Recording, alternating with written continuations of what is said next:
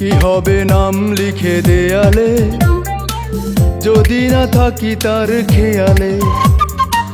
লাভ কি হবে করে উৎপাত যদি সে না বোঝে অজুহাত? প্রেমেরই টানে মন মানে না, বুঝেও সে যেন বোঝে না। ও বুঝেও সে যেন বোঝে না। কি হবে নাম লিখে দেয়ালে যদি না থাকি তার খেয়ালে? লাভ কি হবে করে উৎপাত যদি সে না বোঝে অজুহাত? প্রেমেরই টানে মন মানে না, বুঝেও সে যেন বোঝে না।